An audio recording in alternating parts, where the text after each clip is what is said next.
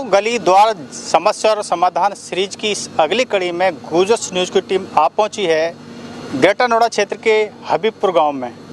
हबीबपुर गांव दादरी विधानसभा क्षेत्र का एक महत्वपूर्ण गांव माना जाता है। आपको बताते चलें कि हबीबपुर गांव औद्योगिक क्षेत्र के बीच में है, स्थापित है। यहाँ पर औद्योगिक इकाइयाँ भी हैं।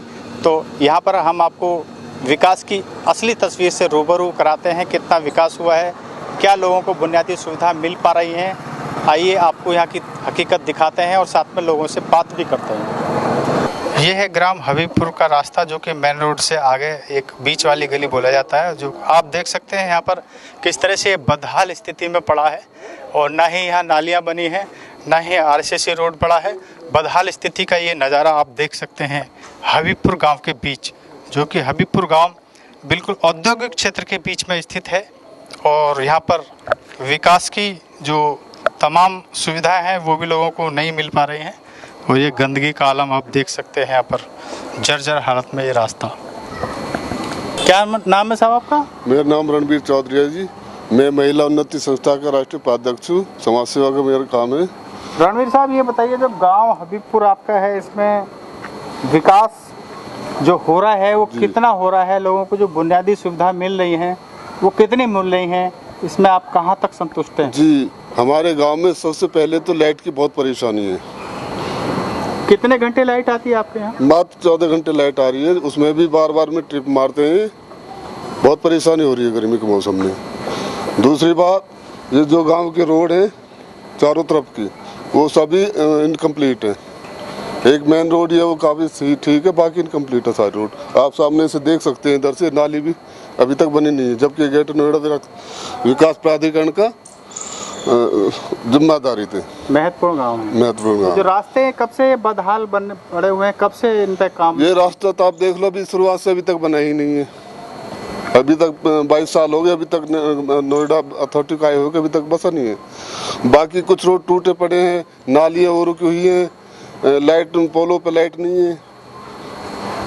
और तो ये जो तमाम जो सुविधा लोगों को मिल पा रही हैं जी, इसके लिए आपने क्या जो ग्रेटर नोएडा प्राधिकरण या जो यहाँ के जनप्रतिनिधि हैं, क्या उनके सामने ये कई बार हमने अथॉरिटी जाके बोला हुआ है, वो आश्वासन देते हैं कि अब की बार करेंगे। अभी भी 15 दिन पहले मैंने बोला था, तो तब ये पोल की लाइट वो कह रहे थे, हमने नए ऑर्डर उसको वो कर दिया है, तो दोबारा तब 3 महीने के बाद फिर शुरू हो जाएगा। आश्वासन के अलावा कुछ? आश्वासन के अलावा कुछ नहीं है यहाँ पे। जो जनप्रतिनिधि है उनसे क्या उम्मीद है?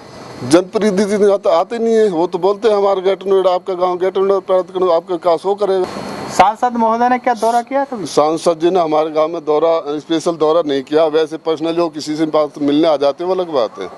गांव के विकास के बारे में उन्होंने आज तक कोई बात नहीं की। विधायक महोदय कभी आए हैं? विधायक महोदय भी नहीं आए जी अभी तक। मतलब विकास के मुद्दे के लिए नहीं आए, पर्सनली मुद्दे पे आते हैं, बात करते हैं, लोगों से मिलकर चले जाते हैं, वो कुछ नहीं है। ऐसी क्या मुख्य आपकी समस्या और मांग है जो कि आप सरकार तक पहुंचाना चाहते हैं? देखो, हमारी मेन मांग तो इस प्रदेश लाइट की, जो गांव इंडस्ट्रीज के एरिया के चारों तरफ बसा हुआ गाँव है, लाइट है, नाली टूटी हुई है, नाली की रिपेयर हो, पानी जो टंकी का सरकारी पानी होता है वो कनेक्शन हो जाए। चालू नहीं है पाइपलाइन? पाइपलाइन चालू है, कनेक्शन है, बाकी पानी बर्बाद हो रहा है। हम इसके खिलाफ है। बहता रहता है, हम इसके बहुत ज्यादा खिलाफ है। मैं भी किस समाज सेवा से हूँ, पानी बहना नहीं चाहिए। क्या नाम है जी? जी भी आजाद सिंह नाम हमारा। आजाद सिंह जी, ये जो गांव है इसमें विकास की तस्वीर क्या है? और विकास की तस्वीर यहाँ जो है, यहाँ आप अपने सामने देखो, घुमाना भी है उस तरफ घुमा दिया और घुमा लो। यहाँ 2 ही समस्या है गाँव में, सिर्फ एक सफाई की और दूसरी लाइट की। सफाई की जो टीम है ग्रेटर नोएडा प्राधिकरण से, वो डेली नहीं आती है? वो डेली आती है, पर सफाई तो ऐसे ही करती है। देख रहे हो आप कैसी कर रही है। आधे 15-20 लोग तो यहाँ रोज रहते ही हैं, वो सफाई करते रहते हैं। इतने बड़े गांव की आबादी, कम से कम 10,000 आबादी है गांव की, क्या 10 बंदे काम कर लेंगे? 20 बंदे मतलब कम है सफाई कर्मचारी? बिल्कुल। लाइट की क्या व्यवस्था है? लाइट की व्यवस्था आप देखो इस तरफ, यही व्यवस्था लाइट की है। देखो तार इधर उधर गिरे हुए पड़े हैं। लाइट सुबह 7 बजे जाती है और 11 बजे पर लाइट नहीं आती वापस। 14 घंटे लाइट आती है। और क्या ज्वलन समस्या गांव की? ज्वलन समस्या सिर्फ यही है, 2 ही, सफाई और लाइट। नाली की समस्या यही, सफाई वाली, और एक लाइट की व्यवस्था है। सिर्फ ये 2 चीज़ हो जाए तो और गाँव में कोई समस्या नहीं। बाकी रोड सब बढ़िया है। पेयजल की समस्या है, पानी वो ठीक है। अभी अपना ही जो समरसीबल है वो सब चल रहे हैं लोगों के, जो अथॉरिटी ने तो अभी पानी चालू किया ही नहीं है। इस सफाई के लिए, लाइट के लिए क्या आपने मांग की है? कई बार उनको NPCL कई बार उनको कंप्लेंट 50 कंप्लेंट करने के बाद वो एक बारी अगर कोई आपको समस्या हो जाए तो 50 कंप्लेंट करनी पड़ती है आपको, तब जाके आप वापस NPCL सुनवाई होती है।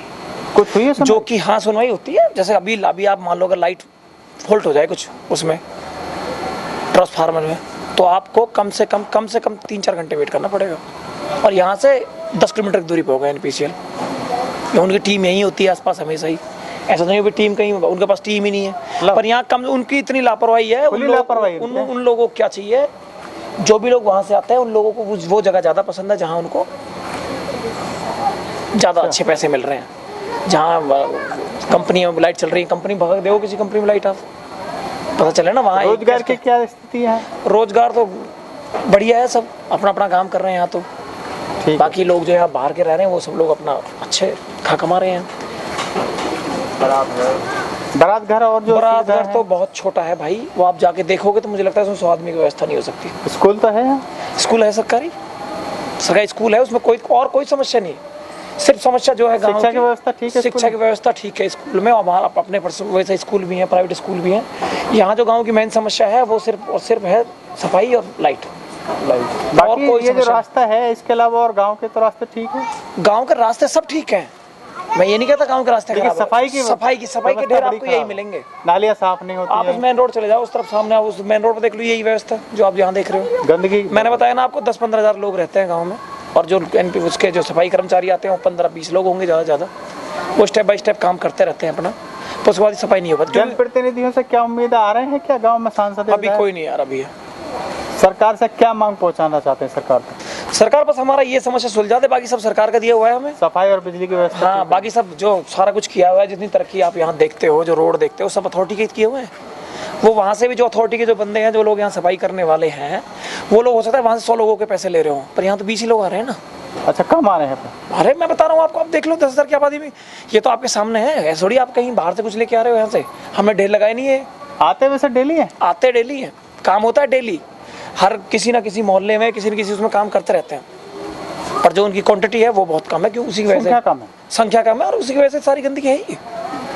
देख सकते हैं यहाँ पर जो NPCL की लापरवाही का खुला आलम है। यहाँ पर जो तार है बिल्कुल ये नीचे जर्जर हालत में लटके हुए हैं, कभी भी कोई हादसा हो सकता है। और ये आप देख सकते हैं ये बिजली का केबल है जो कि यहाँ पर ये जॉइंट भी है, और ये बिल्कुल नाली और ये इस रास्ते से कुछ ही ऊपर है। यहाँ कभी भी कोई भी हादसा हो सकता है। ये है NPCL की खुली लापरवाही, आप देख सकते हैं तस्वीरों में। बाबा क्या नाम है आपका? परशुराम भाई। परशुराम जी, ये जो मंदिर है यहाँ आप देखते हैं एंट्रेंस के, तो ये बताइए जो यहाँ पर काम जो हो रहा है, सफाई या जो तमाम जो यहाँ सुविधा बुनियादी गांव वालों को मिलनी चाहिए, वो नहीं मिल पा रही है? वो नहीं मिल रही, संतुष्ट है? वो नहीं मिल रही, कोई संतुष्ट नहीं है। क्या क्या है ज्वलन समस्या है? गंदगी देख आप देख नहीं रहे कितनी गंदगी हो रही है वहाँ से। कभी कोई सफाई वाले नहीं आते? कभी आगे महीना 20 दिन में कोई भोसड़ी वाला कभी कभी आ जाते हैं, कोई नहीं आ रहा। बाकी और क्या समस्या है? और सब ठीक है वैसे, जो सरकार तक पहुँचाना चाहते हो? और कोई समस्या, लाइट वाइट के तो मामले होते चलते रहे, बाकी संतुष्ट हैं आप? क्या नाम है जी? मेरा नाम विपिन चंदीला है। विपिन चंदीला जी, गांव का जो विकास है वो संपूर्ण हुआ है या नहीं हुआ है? लोगों को बुनियादी सुविधा मिल रही है या नहीं मिल रही है? क्या कहना आपका? गांव में लाइट की या रोड की बहुत समस्या है, सफाई की बहुत समस्या है।